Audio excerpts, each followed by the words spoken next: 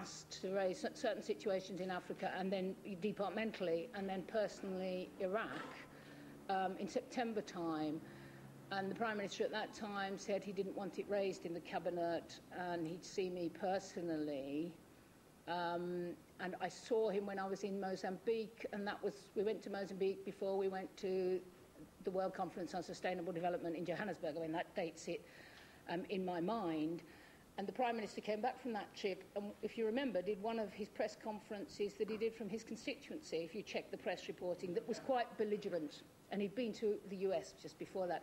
This Guardian instant book that I don't know if any of you have seen, which was clearly written, the part in the run-up to war with collaboration from the Prime Minister's entourage, close entourage, because it was only the close entourage that were really part of this, or part of the detailed day-to-day, week-to-week activity. It says very clearly that by September the 9th, they were both committed to military action. If you just examine the record in the book. So you think that by September the 9th, war became inevitable? That was the date? I think the Prime Minister had said to President Bush, we will be with you. And he hadn't laid down the conditions that were needed to bring Britain's influence to bear, to temper the position of the US and to try and keep the unity of the international community and the Security Council. I think he committed us and didn't say we will be with you on a series of conditions, trying to operate through the UN and so on. And then I think that's why he lost weight and the rest, that he'd given promises in Washington. There was a feeling in Britain, in the Cabinet, in Parliament, in the party, in the country, and the two were rather contradictory, and it conflated over truncating the Blix process, and then the big fig leaf became blaming France and misleading us about France's position to get through that crisis of contradictory promises that have been made. Finally, Chairman, can I just ask this? What do you believe were the real reasons for the war in Iraq? I think if you read, and I have since, some of the publications of the Republican neoconservatives, Woolswich, Rumsfeld, Vice President Cheney went with them, and some of the others, they were writing from 97 on, or that's the earliest material that I've read, and there was a certain sensitivity about this, that there had been a failure to not complete the first Gulf War and leave Saddam Hussein in Iraq, and that action had to be taken. Now, I understand that. I mean, it was an evil regime, and it was in defiance of the UN, but they were very committed to it. And then if you read the Bob Woodward book, Bush at War, I think it's called, and that was written with full White House cooperation, and it's about the run-up to Afghanistan. You've got Rumsfeld arguing straight after September the 11th that we have to go for Iraq. So, as we all know, there was no link to Al-Qaeda. Yes, it was an unresolved crisis, but they were politically committed. And in the Guardian book, just this last point, you've got President Bush saying, a year ago, he's saying this in September 2002, a year ago I was discussing with my officials the possibility of dealing with Saddam Hussein by tightened sanctions and more containment, but now everything's changed and it has to be war. Can I bring you back to some of the opening remarks that you made, particularly in connection with a sort of step change in policy within the Cabinet of moving to war with Iraq? I want to look at the intelligence perspective of this and the influence that had on you and in the Cabinet in coming to that conclusion. I think everyone would agree that intelligence is an inexact art, never a science.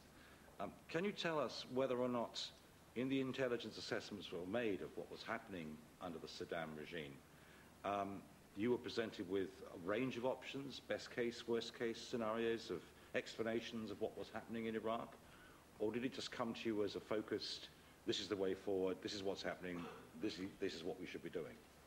Well, the first thing you should know is that the Defence and Overseas Policy Committee never met. There was never a paper. There was never an analysis of options. There was never an analysis on paper before any Cabinet committee or any meeting. It was all done only verbally.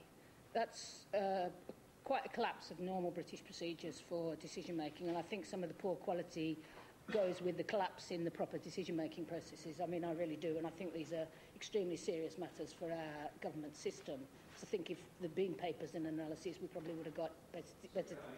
I think actually, perhaps you've answered the question, but may I just ask it, do you feel the government's policies on Iraq in the period leading up to the war were soundly based on good intelligence? Well, let me just say a word about intelligence, because now most members of the Cabinet don't see the raw intelligence, the day-to-day bits that come through, reports from individuals or telephone taps. I did see it all for months because I saw it over Africa and over Nepal and Pakistan and so on, and therefore I normally dealt with that kind of material.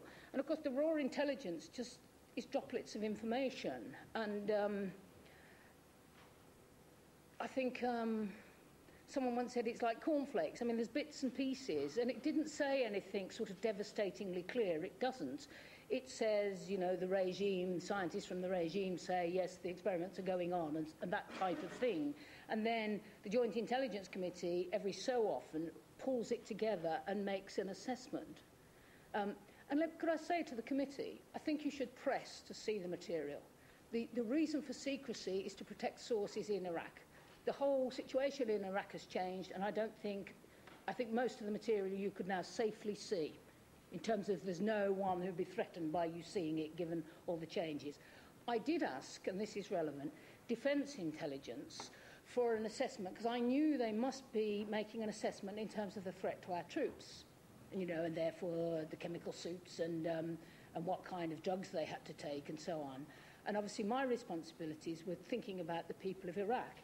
If there was a risk of chemical and biological weapons being used so that our troops had to be protected, what about Iraqi civilians? So I was asking for the best possible assessment Defence Intelligence could make, because all the other stuff was coming from SIS, of that risk, and a paper was prepared saying there, well, I'm speaking from memory, of course, there is a risk. It was thought not to be very high, but it was definitely there, which I thought was a very serious matter. And then I had a number of individual briefings from SIS, which the Prime Minister authorised, partly because I was so troubled by the whole process, and he was trying to keep me inside the tent at that stage. And the view that was taken by the person that briefed me after Blick started his inspection was that the scientists and their work and whatever they had was being hidden, and the risks of use were less. On that point, that's my summary. I hope that's helpful. That's very helpful. Can I just pick up on that point? One of the issues that certainly troubles me from the evidence we've taken over a long period of time on this very issue is the difficulty of actually locating and finding stocks of chemical weapons, particularly anthrax. So, you know, less than 1,000 litres, impossible to find. And I really want to try to find out whether the government, the Cabinet, was briefed on this particular issue, how difficult it was to find these weapons, and therefore it was clearly very difficult to remove the threat from those weapons, and whether then the policy formulation process moved on to say the only way to remove the threat is in fact to remove the perpetrator of the action and therefore go for regime change. Was that part of the step change in policy? It wasn't like that. The first proper discussion, open discussion, was in October sometime, when members of the Cabinet just gave their opinions about the whole situation in the Middle East. After that, most weeks there was a discussion. Indeed, I often instigated it. But it was what I call guided discussion. It was, so what's the latest? And by then, there was a compliant atmosphere in the Cabinet, and it was clearer and clearer where things were going, and there was a kind of loyalty, so that it was arranged at one point that small groupings of the Cabinet would go for briefings with the chair of the Joint Intelligence Committee, and we went in groups of 2 or 3.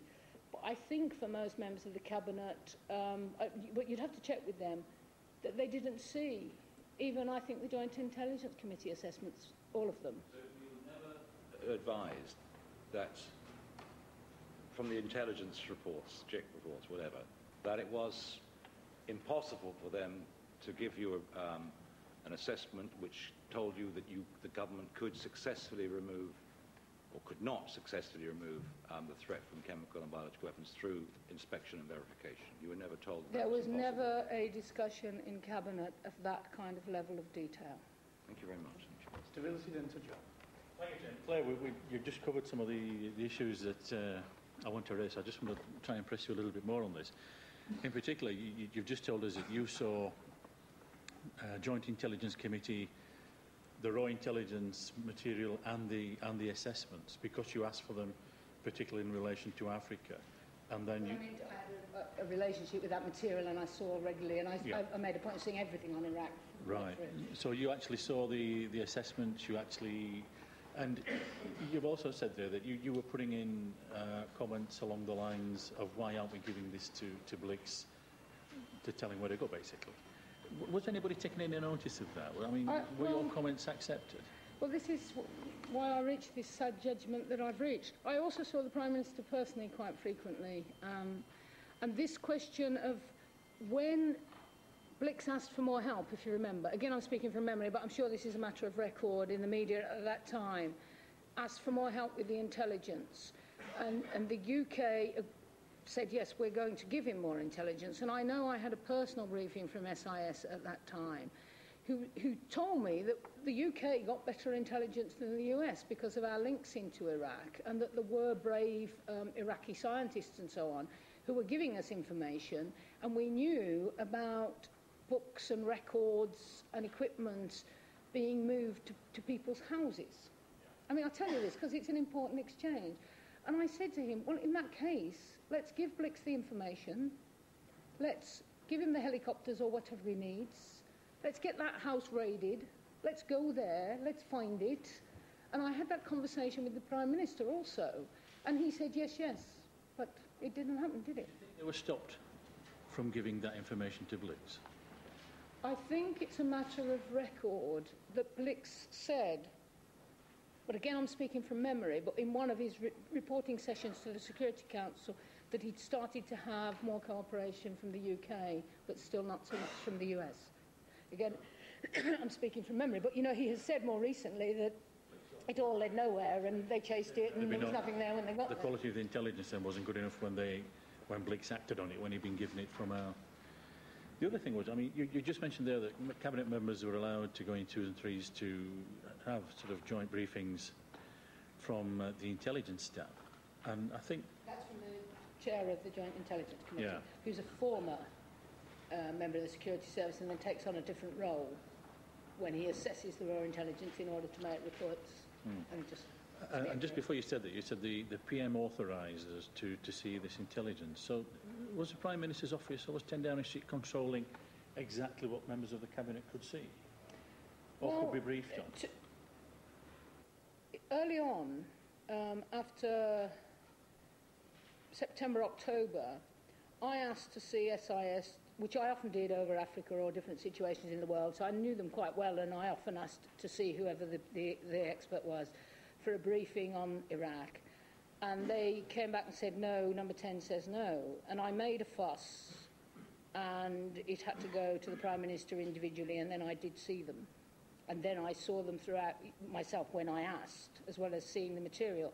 But I think that a lot of ministers who don't deal with intelligence material, because they're in domestic departments or whatever, wouldn't be in that relationship. So, and I presume they didn't. You see, Defence and Overseas Policy, where normally the senior figures in the Cabinet would come together, wasn't meeting, never met, never had any papers before it. So there was this one occasion when it was suggested by the Prime Minister at the Cabinet that Cabinet members should be given a briefing by the chair of the Joint Intelligence Committee, and that happened. So people went in twos and threes and had an hour or so, and he gave his assessment of where things were. That sort of control of access by number 10, to you in particular, because you knew the system and obviously knew the individuals, do you think that was coming from the Prime Minister himself or from his advisors? Unquestionably coming from the Prime Minister himself. And when I pressed Sir David Manning, made clear that he had to ask the Prime Minister to get me permission to see the security services over Iraq in the same way I saw them normally over other situations in the world. Thank you. We use suggestion to the committee a moment ago that there was some deliberate policy by the US and the UK government not to cooperate fully with Mr. Brix's inspectors? I think